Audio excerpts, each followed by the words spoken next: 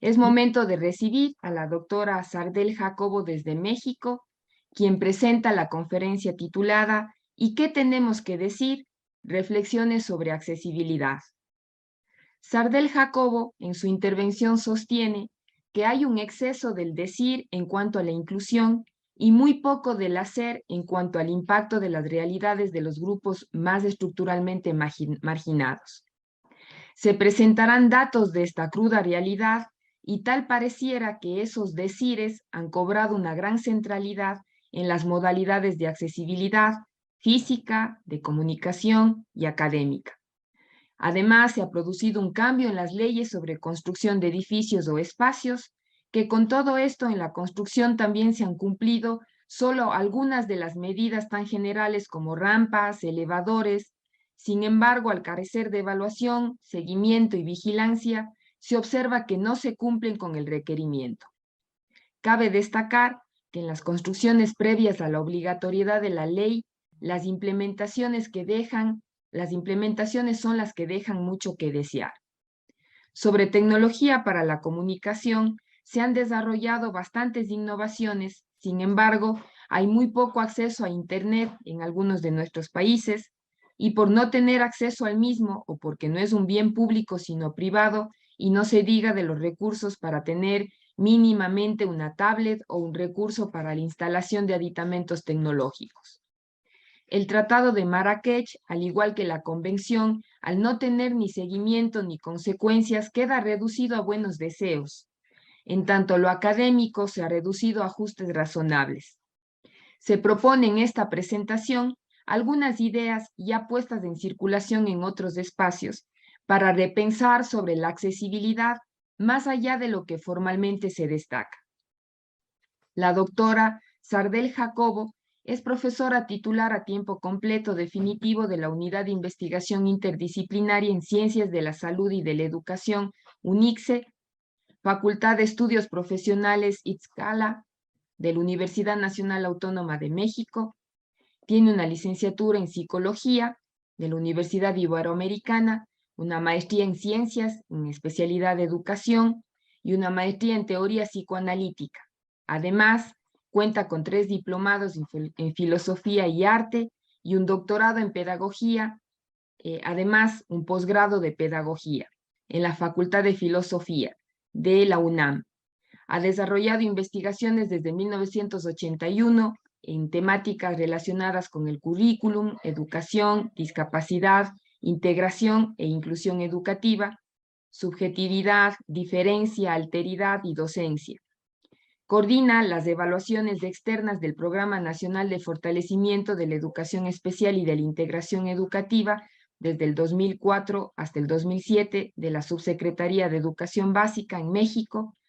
Ha participado en la OCDE en el proyecto de modelos emergentes de aprendizaje e innovación. Además, es autora de 2 libros, es compiladora de más de 15 títulos, 32 artículos en revistas nacionales e internacionales, 35 capítulos en diferentes libros. Es presidenta de la Red Internacional de Investigadores y Participantes en Integración e Inclusión Educativa. Es responsable académica de la Comisión de la FESI Incluyente, FESI UNAM. Es directora de la revista electrónica Pasajes de la FESI UNAM. Es integrante de 7 comités editoriales de revistas, miembro del Comité de Dictaminadores de COMIE.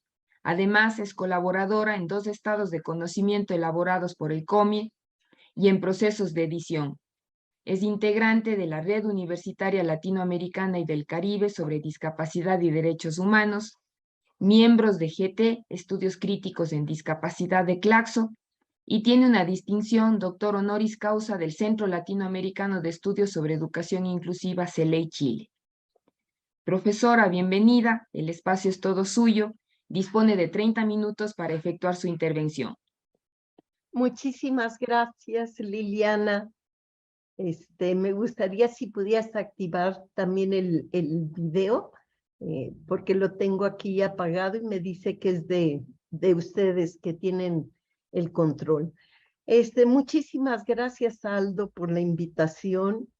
Quiero saludar a Ángeles y a Ignacio, porque Los he leído, los he visto y ahora tengo como el honor de estar con ellos. Es un gusto estar entre colegas. Felicito siempre a CELEI por estos eventos que procuran siempre, como su nombre lo dice, interpelaciones, enfoques de repensar siempre para la acción. Bueno, ya Liliana me hizo favor de apalabrar un poco el resumen, que es un poco las primeras presentaciones que quería hacerla. De manera muy cordial saludo a todos los presentes, virtualmente, pero presentes, porque el hecho que haya una ausencia física no implica que no esté el espíritu de una humanidad atenta y preocupada por diferentes problemáticas que tenemos en común. Ya se había dicho que hay un exceso del decir en cuanto a la inclusión y muy poco del hacer.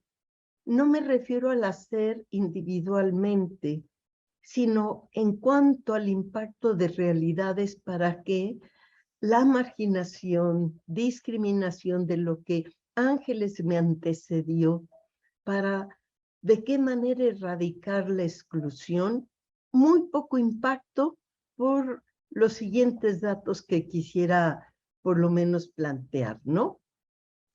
Esto lo sabemos muy bien, me gustaría por lo menos pensar que ha habido como un énfasis oficial, formal, en combatir la exclusión a través de 3 formas de accesibilidad en las que puede ser concentrada la inclusión: accesibilidad física, accesibilidad en la comunicación y accesibilidad en la educación. Con todo, ¿verdad?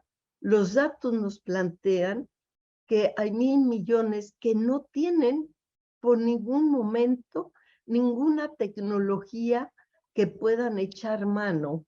En estos tiempos donde la tecnología es imprescindible, ya es imposible vivir quizá sin el celular, sin una serie de aparatos de los cuales dependemos. Solo hay que ir al banco y ver que si se fue el sistema, pues ya no pudimos hacer absolutamente nada. No tenemos que volver a ir o esperar a que vuelva el sistema. Bueno, según en el estudio que señalé previamente, el acceso a la tecnología de asistencia varía del 3% en las economías más pobres al 90% en las ricas. Un sondeo en 70 países encontró grandes carencias en la prestación de servicios y el personal capacitado en tecnología de asistencia, particularmente en las esferas cognitivas, de comunicación y de autocuidado. Un informe conjunto entre la OMS y la UNICEF se divulgó, lo planteé en mayo del 22, reveló la necesidad global de acceso a la tecnología y productos de asistencia que van desde sillas de ruedas y audífonos hasta aplicaciones que faciliten la comunicación o el aprendizaje. Las encuestas hechas por la OMS habían resaltado una ausencia de conciencia y los precios inasequibles, al igual que la falta de servicios, calidad, variedad y cantidad adecuada de los productos de asistencia. Y conste que estamos hablando constantemente de asistencia. Ojo con esa palabra. Las recomendaciones no nos son extrañas, ¿verdad?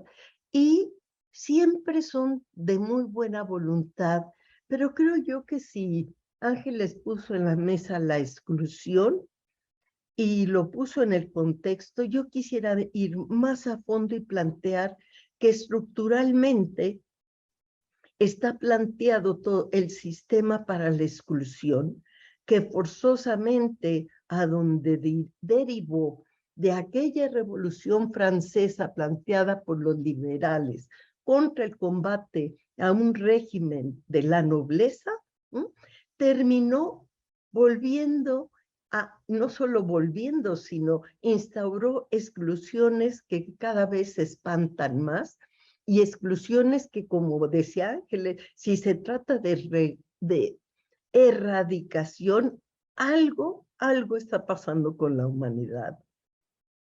Y eso lo vemos día a día con las poblaciones migrantes a nivel mundial.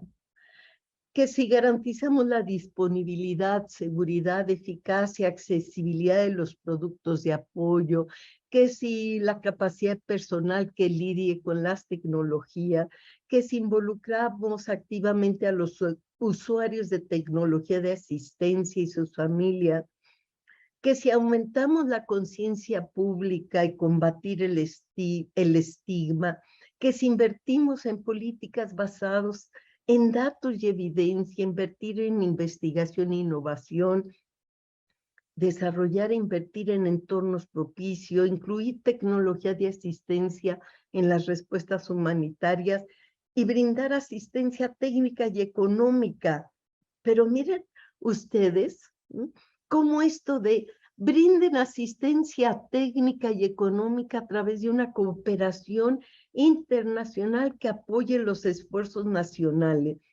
Todas estas recomendaciones están basadas en una buena intención y voluntad, pero si se fijan, ninguna recomendación son de cambios estructurales.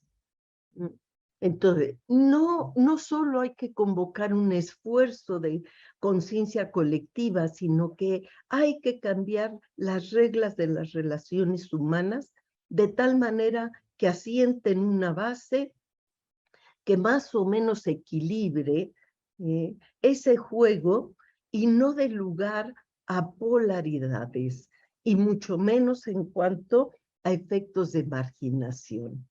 Así entonces, me parece que los decires, la centralidad de las modalidades en accesibilidad física, comunicación y académica, el cambio en las leyes sobre construcción de edificios y espacios no ha sido suficiente, porque toda la civilización anterior no siempre está adecuada, ni las nuevas cumplen cabalmente, mucho menos en nuestros países, que como quiera se las arreglan los constructores para evadir o poner el recurso más económico y mínimo para cubrir el requisito. Entonces, diríamos que tal como está instrumentada las posibilidades de accesibilidad, pues dejan mucho que desear en la realidad. Se propone en esta presentación repensar sobre la accesibilidad más allá de lo que formalmente se destaca, y he planteado que si estructuralmente no se cambian las reglas del juego, como en el mismo sistema educativo, en esta inserción de nuevas reglas de relaciones humanas que implican nuevas reglas de política, de cultura en la sociedad, pero sobre todo económicas, y con ello una cultura que venga reforzando un cambio del repensar. Habiendo dicho esto, me gustaría plantear, por ejemplo, ¿qué sería? Hablemos de accesibilidad y me pregunto, ¿qué de la accesibilidad que se plantea? ¿Qué se ha dicho de accesibilidad y corporalidad? Y la accesibilidad no tendrá que ver con la noción de corporalidad y funcionalidad social. ¿Por qué está dejado al lado el cuerpo? Y voy a darles algunos ejemplos para ver si esta idea de cuerpo que tenemos se ha mantenido a lo largo de la historia, o según los contextos culturales, la idea de corporalidad que implica siempre una simbolización de las formas que cada sociedad tiene de idealizar. Nada más les voy a poner algunas figuras como el de Scienra, este descubrimiento de Scienra, que es la Venus de Willendorf, que está en Austria, y es una fascinante escultura que tiene 30.000 años de antigüedad, que se recuperó el 14 de diciembre de 2020. Vean ustedes nuestras culturas prehispánicas también, qué corporalidad nos muestran. A diferencia, por ejemplo, brinco siglos, pero lo único que quiero datar es que el cuerpo no tiene que ver más que con cultura y la forma de la corporalidad, si no analizamos cómo se han construido las ideas de nuestros cuerpos y toda la implicación que tiene en cuanto se inserta o no se inserta, o se considera mismidad o ajenidad. Y aún así, si es ajeno, si es diferente, ¿qué estatuto se le da a la diferencia? El estatuto de diferencia no necesariamente tiene que ver con exclusión, simplemente es plantear algo que no es como, es decir, no es igual, no es homogéneo, y el valor de qué significa eso que no es igual está dado por la cultura. De tal manera que no siempre la discapacidad ha sido vista como algo nefasto por erradicar, por separar, por asistir. Ha tenido diferentes estatutos según qué cultura estemos analizando. Y de ahí que tiene que ver justamente con la corporalidad, esa idea de los cuerpos. Por ejemplo, ya ven la diferencia, la diferencia entre la Venus de Willendorf y las tres gracias del flamenco Rubens 1631. Me pasó que entonces, con la visión de corporalidad que es innegablemente suscrita y adscrita a determinados valores, formas de vivir de las culturas, pasemos entonces a uno de los murales, por ejemplo, en Cacaxtla, Tlaxcala, México, el hombre jaguar. Este hombre, ¿verdad? Que Tlaxcala está como a 1 hora 40 minutos 50 del Distrito Federal. Son unos murales maravillosos porque la corporalidad en los cuerpos originarios no hay la discontinuidad entre naturaleza, ni la naturaleza vegetal, animal y humana, sino que hay una continuidad, y aquí tenemos al hombre jaguar. Es decir, se podrían compartir partes de lo que representaban los animales o representaban las vegetaciones o las flores. Pasemos al hombre de Vitruvio. Esta proporcionalidad ideal son notas que las originó Leonardo da Vinci y las realizó alrededor de 1490 en uno de sus diarios, y es mundialmente famoso porque es el ideal de un cuerpo, estas proporciones ideales del cuerpo humano. Y quizás si vemos la fecha 1490, siglo XV, ya estamos justamente en los albores de la construcción de la modernidad. Luego entonces, si hablamos de cuerpo, pues veamos entonces cómo en nuestra sociedad, qué idea de corporalidad tenemos como para ser partícipes o no, no solo económicamente, sino doy aquí el caso solamente para ver una subversión y una interpelación a la corporalidad y todos los simbolismos alrededor, pues porque es ni más ni menos la concepción del ser. Si a mí me parece que Soledad Arnau Ripollés es una fundadora, es porque justamente nos pone en el escenario, desde sus vivencias, su experiencia, su narrativa, su lucha, peleó siempre y anheló siempre que ella deseaba, como todo ser humano, ser deseada.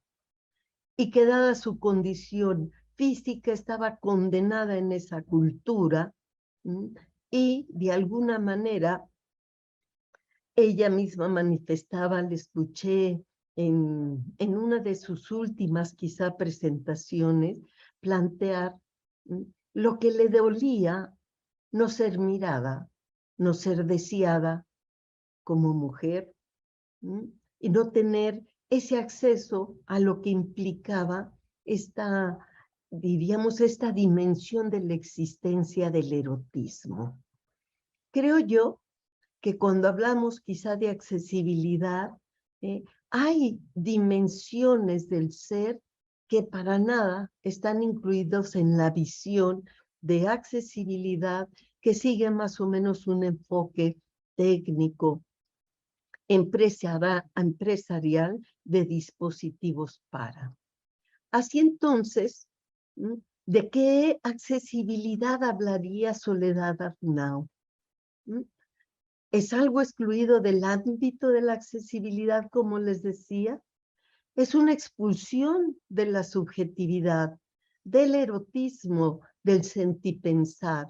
Y esto no implicó voluntades individuales, sino como en las estructuras y relaciones de dimensiones simbólicas, culturales, económicas, etcétera, se fue constituyendo la idea del ser cuerpo, cuerpo idealizado. De esta vida afectiva de los hombres está invisibilizada totalmente y satanizada como pasiones y no como motor de la existencia humana. Por algo el sentipensar, que por ejemplo trabaja Nancy plantea, como también la vertiente del psicoanálisis, la vertiente de la subjetividad, es que sin estas pasiones que implican angustia, ansiedad, placer, deseo, todo ello no hay manera de que se piense. Si una madre no subjetiviza a su hijo a través del deseo, habrá que ver qué constitución se da ahí como humano. La vida de los afectos, es decir, cómo nos afectamos en la relación, tiene que ver con esta noción política de Hannah Arendt, que los hombres están en relación unos con otros, y la regulación de dichas relaciones y de los efectos que producen en el malestar subjetivo. Es decir, ya que el hombre viva en sociedad implica regulación. Lo que es importante ver entonces es de qué están hechas las regulaciones y cómo se fueron conformando las regulaciones. ¿Qué vamos a decir de los imaginarios alrededor de las personas que fueron siendo despojados de los espacios que la modernidad iba construyendo? Es decir, la exclusión sí fue algo gestado desde los orígenes, porque me parece que separación sí es un efecto de la modernidad. Y no solo de la modernidad. También Foucault ha mencionado la mismidad y la otredad, pero lo importante es qué es lo que caracteriza y constituye como otredad. Por lo tanto, si en la modernidad se produjo la normalidad, al mismo tiempo su efecto fue la exclusión, así en automático. ¿Es posible entonces prescindir de la idea moderna de sociedad? Esta es una pregunta que plantea Duvet. Así entonces, el tema de la accesibilidad está interconectado a temas de justicia y democracia. Si hablar de accesibilidad universal se reduce a la constitución de saberes técnicos, de acomodación de espacios, perderá el carácter fundacional que en el fondo conecta con la lucha por reivindicar las huellas que ha dejado una estela de discriminaciones e injusticias. Ese es el fundante de un nuevo porvenir, por estas huellas, estos rastros y estas realidades de la estela de discriminación e injusticia. Los movimientos sociales recuperan las huellas al vivirlas encarnadamente. Por lo tanto, la investigación, que es un ámbito que también corresponde a la academia, tendría aquí su lugar para realizar un desmontaje y prevenir soluciones precipitadas que apresuren oposiciones y binarismos recalcitrantes que caigan en reduccionismos e impases. Es decir, ante estas huellas y vienen las reivindicaciones, se vuelve una lucha contra. Y me parece que aquí hay que tener todo un cuidado de desmontar quiénes son nuestros opositores. ¿Serán sujetos? ¿Serán regulaciones? ¿De dónde vienen y cómo se constituyen? No volvamos a caer en reivindicaciones que vuelven un revanchismo y se vuelven justicieras, que en lugar de instaurar nuevas reglas, se vuelven los dictaminadores de las nuevas reglas de la verdad y del deber ser. La complejidad de los movimientos no puede quedar sin mantener el pasado presente, o de lo contrario cancelarán un futuro al mantener subrepticiamente y veladamente los dispositivos que reproducen las desigualdades. Es decir, esas regulaciones visibles e invisibles. ¿Quién sabe aquí qué hice? Fíjense que... ya, ahora sí. Por lo tanto, me parece que en terrenos de la educación tenemos que volver a la ética. Una que implica volver quizá a lo de Hannah Arendt. ¿Cómo entender las relaciones entre los hombres? Sino implicaría que la primacía es vivir la socialidad de cómo se está entre los unos y las otras. Y las formas de ser y estar en pluralidad y en diferencia. Ahí es donde creo que a veces la inclusión intenta con la inclusión a veces separar el sentido de diferencia, y me parece que las diferencias merecen el lugar porque la pluralidad es eso, el convivir en diferencia, pero ojo, el vivir en pluralidad implican formas de ser que son plurales, lo cual combate ideas homogéneas de todo tipo sobre el humano. ¿Cómo aperturar y posibilitar esta relación desde la diferencia? Esto de lo que pasa entre nosotros debería presuponer afección. Es decir, en eso es lo que está pasando. ¿Nos está pasando o nos sentimos ajenos? En este juego oscilatorio entre la relación entre los hombres, se da siempre un estira y afloje entre la hospitalidad y la hostilidad que tiene que ver con el reconocimiento o no del hombre. No se puede entonces estar juntos sin ser afectados, y lo peor es que ni nos damos cuenta de cómo estamos afectando. Quizá cuando Ángeles decía esas exclusiones no dichas, actuadas, es decir, de qué manera afectamos y nos afecta a nosotros. Desde Jean-Luc Nancy se plantea, desde Hannah Arendt se plantea, desde Levinas se plantea de qué manera se afecta al otro, de qué manera nos dejamos afectar por el otro, que implica volver al principio de lealtad al prójimo y que es la ley y principio del lenguaje, del estar entre, de una ética.